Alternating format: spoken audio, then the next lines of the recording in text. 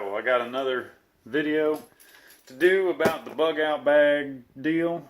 The past couple of bug out deals I went on, it was cold outside and all I had to sleep in was a hammock and an extreme cold weather top that I got from the Army. It's the same thickness and material as a sleeping bag, but it just has arms and a zipper and all. So I was tired of freezing and waking up all night long. My feet were numb. Had to get up and walk around for about an hour before I got feeling back in my feet, and it was really uncomfortable. So this time, the new bug out bag gear is a Coleman sleeping bag. Let's see here, it does weigh, net weight filling, 3 pounds 12 ounces. So it's not all that heavy. With the size of the box, I expected it to be heavy, but I forgot that I ordered just a sleeping bag. It's the North Rim Mummy Bag. It says it's comfortable down to 0 degrees. Hopefully that works, because during the winter it does get quite cold here.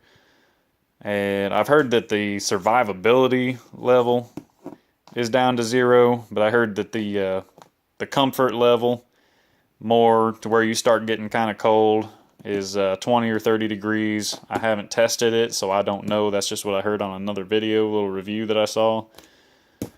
Stream weather sleeping bag. It's got a two-way zipper for maximum ventilation. So I guess you can have it zipped up and then you can unzip the foot maybe a little bit for a little bit of ventilation if it's not too cold.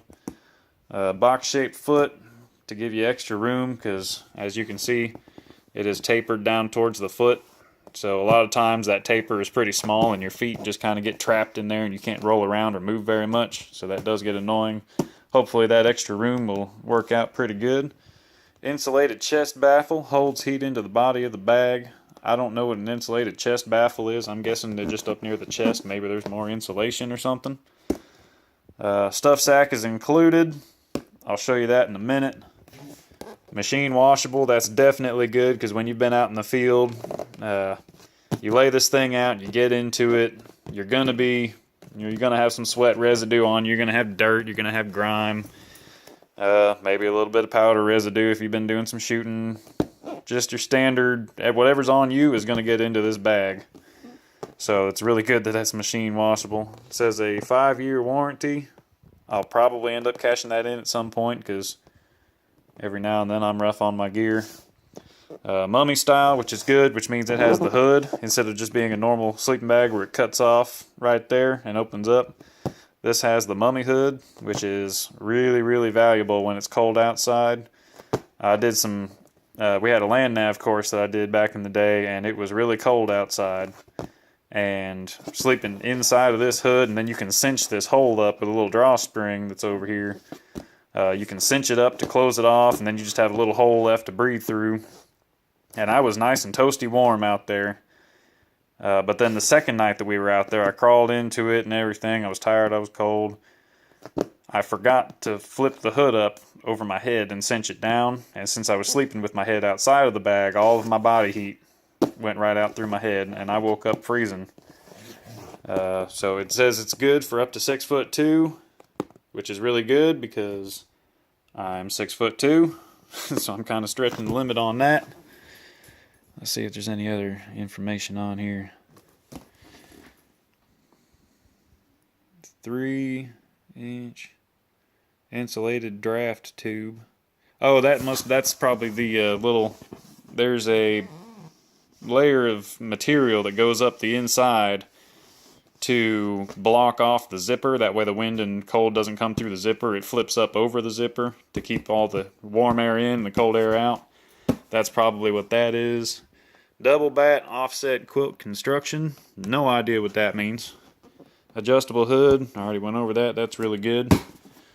So let's get this bad boy open. Show you how it comes out of the box. Pretty simple.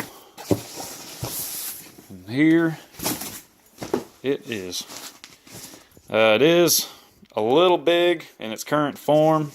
This is the stuff sack, which I guess technically it is a stuff sack.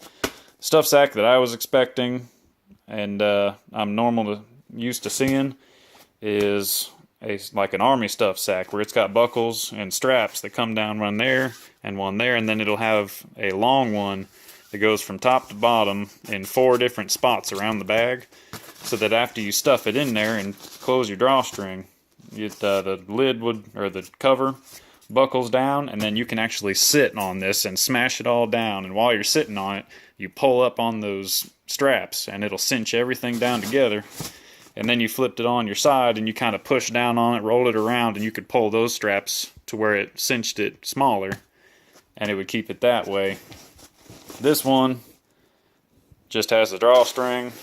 It does have a handle on the bottom for carrying, I guess, but I'm not sure why you would carry your sleeping bag upside down when it's just a drawstring little push button deal to keep it closed. So I'll probably end up trying to find an old army stuff sack that I have. Hopefully I can find one and put this in there. Let's open this thing up here. Opens all the way up, and then it has this little flap just to try to keep crap out of there. This is more of like an olive drab color that's there, and then this outside edge here is black. For some reason it doesn't show up black on my camera, because yeah, those two right there are the same color. It's completely black stuff sack, and so yeah, it's the same color as the stuff sack. It's black. It's pretty tightly coiled in there. I'm sure to get it back in there you would have to stuff it, because trying to, like any other kind of packaging, once you take something out you can never get it back in the original way. So you probably end up stuffing it back in there, which is all the more reason to have those compression straps. So hopefully on the next trip that I take, I'll be able to use this. I might have to just test it out in the backyard. It's starting to get cold at night, down to the 40s and 50s. I might have to test it out in the back. And but yeah, I'm looking forward to not freezing anymore while I'm out on my little deals, because when you don't get any sleep, it makes the whole next day drag on longer, less energy. You can't focus as much, your brain's foggy because you didn't get enough sleep. So hopefully with this, I'll be a lot warmer, a lot more comfortable. I think I'm going to scrap the hammocks from now on because they just weren't that comfortable. I'm just going to go grab my tarp and I'll build some kind of little A-frame shelter out of a tarp. I'll take my chances with the creepy crawlies on the ground, because the hammocks were just not comfortable. They were a pain in the butt to set up, especially with a locust tree like the last time. Plus you've got to find the trees that are close enough to be able to put up your tarp shelter and then string your hammock up. And if they're not far enough apart, it's a pain in the butt. If they're too close, you can't use, well, if they're too far, it's going to be a problem. If they're too close, it's going to be a problem. Plus, it just wasn't that comfortable with being as tall as I am. Having my feet at the same level as my head and then my butt down low, it was kind of feeling like it was hyperextending my knees. So I'm just going to take my chances with the creepy crawlies on the ground. Hopefully they'll leave me alone, but we'll test that one out next. And so I'm going to add this one to my bug out bag setup. That way I can take it on my next couple of bug outs. I will do a couple this winter when it's nice and snowy and cold outside, and should be pretty good. So I'll let y'all know on the next one. Keep on working. I'm gonna look for another stuff sack for this thing. Bye.